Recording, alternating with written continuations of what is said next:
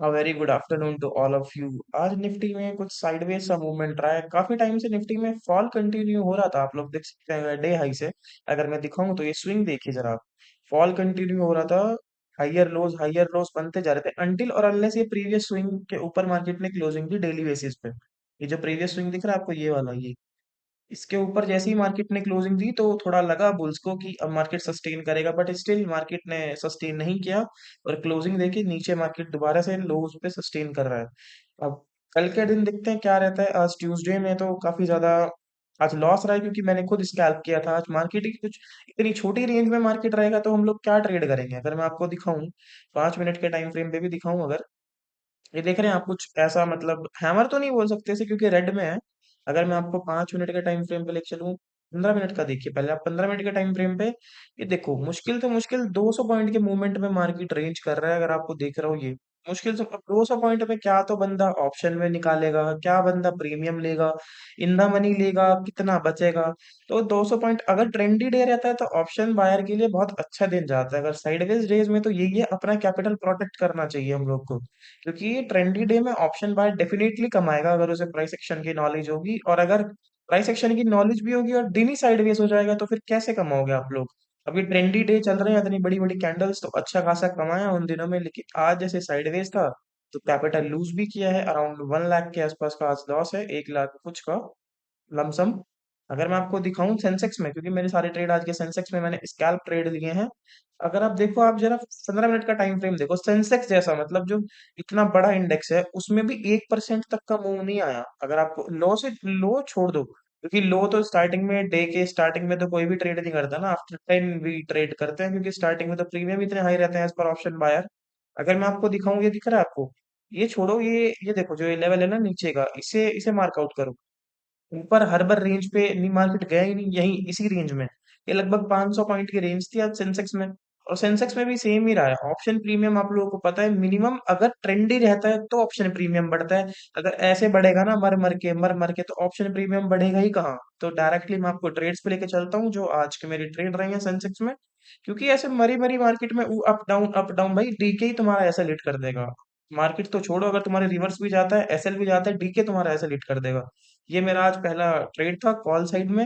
क्योंकि जैसे ही मुझे मार्केट लोअर रेंज पे दिखा तो मैंने एक कॉल बाय किया प्रीवियस कैंडल का एसएल एसएल रख के। ये 75,300 का कॉल ऑप्शन मैंने कुछ बाय किया था, अराउंड 900 क्वांटिटीज। ये रिकॉर्डेड ट्रेड है, क्योंकि मैंने आपको अपना व्यू समझा दिया आज व्यू क्या था। और ये रिकॉर्डेड ट्रेड है, क्योंकि रिकॉर्ड लाइव ट्रेडिंग में भाई ऐसे वॉइस ओवर नहीं हो पाता। वॉइस ओवर होगा भी तो आप लोगों को समझ में क्या आएगा, जब मैं खुद ही नहीं समझा पाऊंगा उस टाइम, मैं खुद अपना ट्रेड मैनेज कर रहा होता हूँ। भाई ये इन्फ्लुएंसर लोग अलग ही हैं जो आप लोगों को समझा देते हैं लाइव ट्रेड में, तो भाई अपने से तो ऐसा होता नहीं। बाद में आराम से रिकॉर्डेड ट्रेड में बंदा कम से कम साइकोलॉजी तो समझा देता है ना, कि उस टाइम मेरी क्या साइकोलॉजी रही होगी ट्रेड के बीच में। स्टार्टिंग में ही अपना एसएल डिसाइड कर लो ट्रेड में। स्टार्टिंग में ही अपना स्टॉप लॉस डिसाइड कर लो। ट्रेड में घुसने से पहले आप लोगों को स्टॉप लॉस डिसाइड करना है। अब देखो, जैसे मैं 510 पे मैंने एंट्री ली, मैंने तुरंत से क्या करा, सबसे पहला काम क्या है मेरा, टारगेट छोड़ के अपना स्टॉप लॉस डिसाइड करना। कि भाई मुझे निकलना कहाँ पे, कितने का लॉस मैं ले सकता हूँ। ये साइड बाय साइड आपको जो विंडो दिख रही होगी, ये 1 क्लिक की विंडो है, और नीचे भी पीएनएल दिख रहा होगा। इसमें तो बहुत जगह पीएनएल दिख रहा होगा आपको। ये जो साइड बाय साइड विंडो है, ये मैंने क्लोज ऑल पोजीशंस के लिए रखी है, क्योंकि जीरो धाम उसमें अप स्टॉक्स में जाके एकदम से पोजीशंस क्लोज नहीं होती सारी। तो मार्केट पे करना पड़ेगा फिर क्लोज होगी। इसमें जस्ट अ क्लिक अवे है, इसलिए 1 क्लिक और सॉफ्टवेयर का प्रीमियम लिया है मैंने। अगर आप लोगों को लगता है तो आप लोग ले सकते हो, ऑटो ट्रायलिंग वगैरह के भी अच्छे फीचर्स रहते हैं 1 क्लिक में। अगर मैं आपको दिखाऊं, भी देखो मेरा 15,000 के आसपास का लॉस चल रहा है।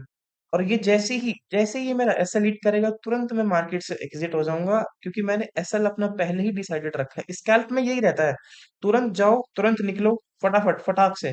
स्कैल्प है, पहले से ही स्कैल्प है, और प्लस में तुम साइडवेज मार्केट में ट्रेड कर रहे हो। अगर मार्केट तुम्हारी डायरेक्शन में तेजी से मूव नहीं होगा एज पर ऑप्शन बाइंग, तो डेफिनेटली तुम लोग लॉस में अपना ट्रेड कवर करोगे। क्योंकि एज अ ऑप्शन बायर हमें प्रीमियम में स्पाइक चाहिए। अगर वॉलेटिलिटी ही नहीं होगी तो हम कमाएंगे क्या, घर क्या लेके जाएंगे, सब मार्केट को ही देके जाना पड़ेगा ना। लेकिन हमें पता कैसे चलेगा कि किस दिन ट्रेंडी डे है, वो ऐसे ही पता चलता है भाई जब आप लोग डेली ट्रेड करते हो। किसी दिन आप लोग का 1 लाख का लॉस होगा, किसी दिन 10 लाख का प्रॉफिट भी तो होगा ना। अब ऐसे थोड़ी पता चलेगा हमें कि हाँ भाई आज का दिन ट्रेंडी होने वाला है। वो तो न्यूज वाले दिन ही पता चल सकता है आप लोगों को, और न्यूज वाले दिन की वॉलेटिलिटी आप लोग जानते हैं।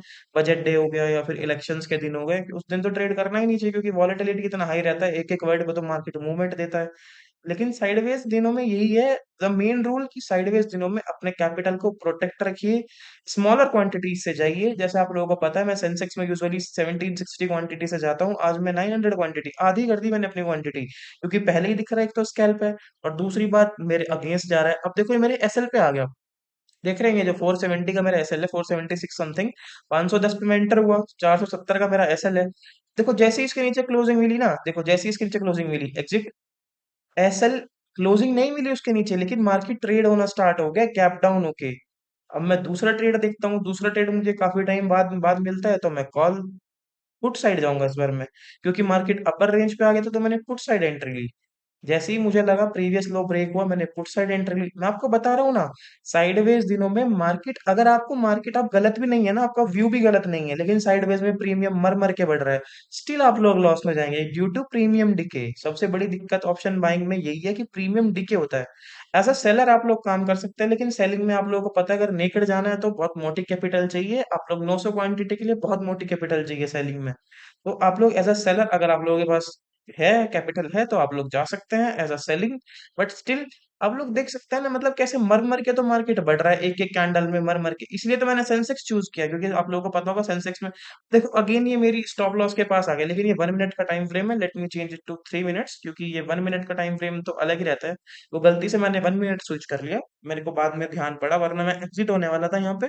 लेकिन मैंने बाद में ध्यान दिया कि 1 मिनट का टाइम फ्रेम है क्लोजिंग बेसिस। अगर आप लोगों को मेरे लास्ट वीडियो से फॉलोज कर रहे होंगे आप लोग, कि मैं क्लोजिंग बेसिस का एसएल फॉलो करता हूँ। और ये रहा वो ऑप्शन जो दिख रहा होगा आपको, क्लोज ऑल पोजीशंस का, इस पे क्लिक करते ही सारी पोजीशंस, करंट पोजीशंस ऑफ हो जाती हैं। तो भाई ये जो मेन इन्फ्लुएंसर है वो आप लोगों के साथ अपने लॉसेस भी शेयर करते हैं।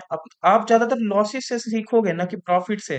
प्रॉफिट में बंदा ईगो में कुछ भी बोलता है, जितना बंदा आपको लॉसेस से सिखाएगा ना, एक एक वर्ड अगर आप ध्यान दो कि भाई साइडवेज मार्केट में ट्रेड नहीं करना है, पहला ट्रेड लॉस हुआ तो दूसरा ट्रेड लो, दूसरा ट्रेड भी लॉस हुआ तो एक लास्ट थर्ड ट्रेड लो, वो भी स्मॉलर क्वांटिटीज के साथ जाओ। वो भी ऐसा नहीं है कि आप लोग 900 क्वांटिटी तो 900 क्वांटिटी या क्वांटिटी डबल कर दो। हालांकि कर सकता हूँ मैं क्वांटिटी डबल भी। मैं देखो यहाँ से फिर से मैं एग्जिट होने वाला था, क्योंकि मुझे लग रहा था कि भाई, लेकिन मेरा ध्यान बाद में गया कि ये 1 मिनट का विंडो ओपन है।